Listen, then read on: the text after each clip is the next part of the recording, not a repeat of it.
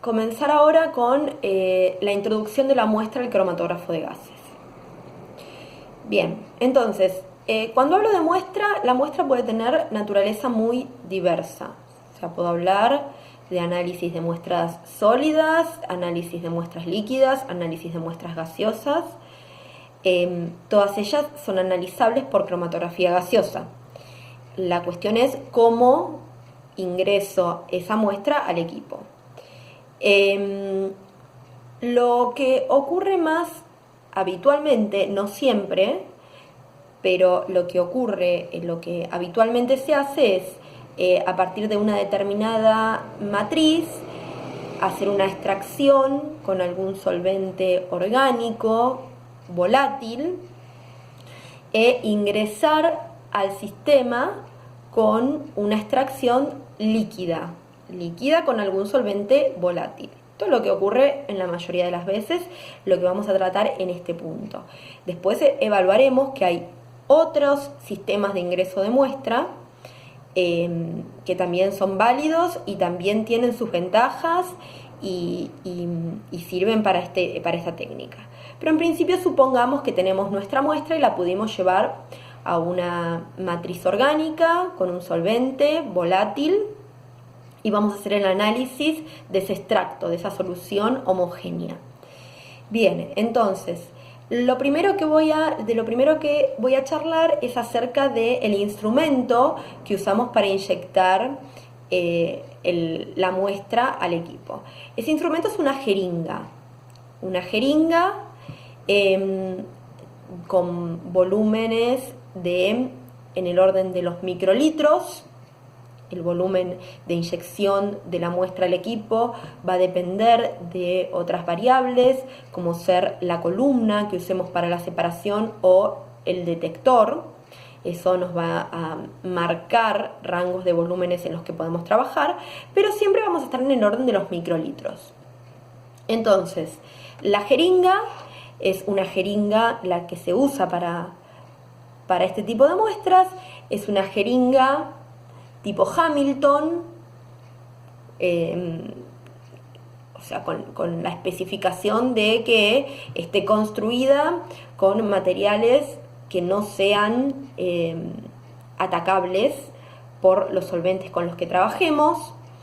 En particular, esta jeringa que les estoy mostrando acá es una jeringa de 10 microlitros de volumen total, muy utilizada para inyectar líquidos al cromatógrafo. Entonces puedo estar en la situación en la cual la inyección la tenga que hacer modo manual, o puedo contar con un inyector automático. Eso depende de la configuración que tenga el equipo. ¿Cómo me manejo en una o en otra situación? En el caso de que la inyección tenga que ser manual, que no disponga de un inyector automático, entonces lo que voy a hacer es, lógicamente, lavar la jeringa varias veces con el solvente en el que esté disuelta la muestra, lavarla con la misma muestra y hacer una inyección con la muestra tomando. Supongamos que uno quiere tomar un volumen de 1 microlitro, entonces lo más conveniente es tomar 1 microlitro de aire, 1 microlitro de muestra y nuevamente 1 microlitro de aire. Cuestión de que el volumen que yo mida me quede como en un sanguchito, me quede en el medio, entonces es más fácil ver las divisiones. Estas jeringas por lo general vienen con divisiones de hasta de 0,1 microlitro. Entonces, bueno, digamos, prestando atención y poniendo bien el ojo, uno puede hacer una inyección bastante buena y ser bastante preciso. Si tengo la suerte de tener un inyector automático, entonces me ahorro ese paso de tener que medir yo el volumen, de tener que hacer el lavado, porque lo hace todo automáticamente el inyector.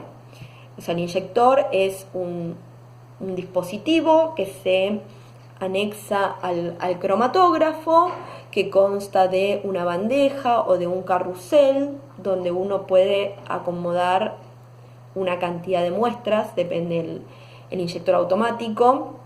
una determinada cantidad de muestras. Esas muestras se colocan en recipientes que se llaman viales. Los viales son recipientes de vidrio o de teflón con volúmenes bajos, pueden ser 2 microlitros o pueden ser menos. Vienen con tapas de teflón y en la tapa tienen una zona en la que hay una membrana que me permite que ingrese la aguja al vial para tomar la muestra. Entonces todas las muestras se colocan en viales y uno puede comandar al inyector automático con una computadora, con un software, e ir indicándole que haga los lavados pertinentes con el solvente, con la muestra. Le indica qué volumen quiere inyectar, le indica cuántas veces lavar, todo eso en un sistema automático. Estos sistemas por lo general tienen una especie de válvulas de 6 vías. Esas válvulas, ese sistema permite ser mucho más reproducible reproducible y preciso en las inyecciones. O sea que la ventaja del inyector automático, la principal, es la reproducibilidad de la inyección. Digamos, ahorramos el error del operador. Y otra ventaja es la optimización del tiempo. O sea, si yo tengo un inyector automático, entonces directamente cargo en el software todo lo que quiera medir, dejo los viales ubicados en las posiciones y todo el tema de inyección se hace automáticamente. Mientras que si la inyección es manual, entonces tengo que estar yo al lado del equipo para hacer la inyección cada vez de cada una de las muestras. Bien, hay que tener cuidado, mucho cuidado, porque las jeringas, este tipo de jeringas suelen ser delicadas, entonces hay que tener mucho cuidado al momento de la inyección, de de ubicarla bien en el centro de este diafragma del que ahora vamos a hablar. Hay que tener cuidados con la contaminación, hay que tener cuidado de que no se tape, hay que tener cuidado con el émbolo, de que no se contamine el émbolo, o de no poner 2 solventes invisibles y generar una rugosidad en el émbolo que lo puede llegar a romper. Esto puede pasar inclusive hasta con los inyectores automáticos. El inyector automático, uno ingreso de la aguja al puerto de inyección, a esta zona del equipo, de la que ahora vamos a hablar. O sea, todo eso es regulable, pero si está sucio el émbolo o hay algo mal calibrado, entonces puede llegar a romperse la jeringa. Entonces hay que tener precauciones. Bien, entonces hablamos ahora hasta ahora del instrumento que usamos para incorporar en el equipo, en el caso de inyección líquida, incorporar la muestra al equipo. Bien, entonces veamos qué es lo que tenemos en este gráfico de la pantalla. Yo acá puse un esquemita con 3 pasos en la inyección. Entonces, el primer paso de la inyección, la aguja de la jeringa atraviesa un diafragma que es de silicona, que se llama septum, que tiene, la capacidad de soportar las presiones del puerto de inyección, que tiene la dureza para permitir el ingreso de la aguja y a su vez para autosellarse cuando la aguja sale al exterior. Estos septums son consumibles, tienen una cantidad limitada de inyecciones. Esa cantidad es alrededor de 50, pero esto es un número muy variable, depende de la temperatura con la que se trabaja en el puerto de inyección. Normalmente a temperaturas mayores de 300 esto se empieza a degradar más fácil. Depende del expertise del operador, de cuánto dañe esa septa al momento de hacer la inyección. digamos, un indicio de que esa septa no está funcionando bien es una pérdida de presión en el puerto de inyección. Bien, entonces vimos que va a atravesar la septa. En el segundo paso vemos que se inyecta la muestra y en una cámara de vaporización se produce la vaporización instantánea de la muestra. A continuación, en el tercer punto, vemos que la muestra pasa a la zona de abajo. En esta zona va a estar conectada la columna de separación, donde está la fase estacionaria, y este proceso se produce por arrastre. Lo que está entrando acá es el gas carrier. El gas carrier arrastra la muestra hacia la zona donde está la columna. Bien, entonces esos serían como 3 pasos de lo que ocurre en el puerto de inyección. La función básica del puerto de inyección es vaporizar la muestra, vaporizarla completa y de forma rápida. ¿Por qué necesitamos esto? En principio necesitamos que la vaporización sea completa, porque si algo no se vaporiza en el puerto de inyección, entonces va a quedar en esa cámara y no va a pasar a la columna. Entonces no lo voy a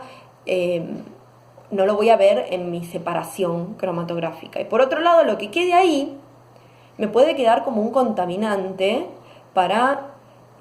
un contaminante del puerto de inyección, que después lo puedo llegar a ver o me puede llegar a interferir en determinaciones futuras. Entonces es importante que la vaporización de la muestra sea completa. Es importante que no se produzca la degradación térmica de ninguno de los componentes. Normalmente se trabaja en el puerto de inyección a una temperatura 50 grados más alta que el punto de ebullición del compuesto menos volátil. Esto es lo deseable. No siempre se puede, pero como para tener una idea de las temperaturas, es un valor que nos puede llegar a orientar al momento de tener que determinar la temperatura en el puerto de inyección. Por otro lado, dije que necesitamos que sea rápido. ¿Y por qué necesitamos que sea rápido? Porque vamos a necesitar que haya la menos difusión posible en este proceso, que a la columna cromatográfica llegue la muestra como una banda estrecha, como un tapón de vapor lo más estrecho posible para evitar fenómenos extras de dispersión que después generen una mala resolución en la corrida cromatográfica. Bien, ¿y qué es este puerto de inyección? Bueno, el puerto de inyección está construido, es un bloque metálico que tiene la capacidad de transferir calor. El calor se transfiere a la cámara de vaporización y también al ingreso del gas. Entonces se fijan, el ingreso del gas está dentro de este puerto, o sea que ya entra la cámara caliente. La idea es que no condense nada acá. Entonces ese bloque metálico va a tener que estar aislado y va a tener que tener un controlador de temperatura. Yo necesito poder controlar la temperatura del puerto de inyección. Entonces tiene un termostato para ir controlando la temperatura de la inyección.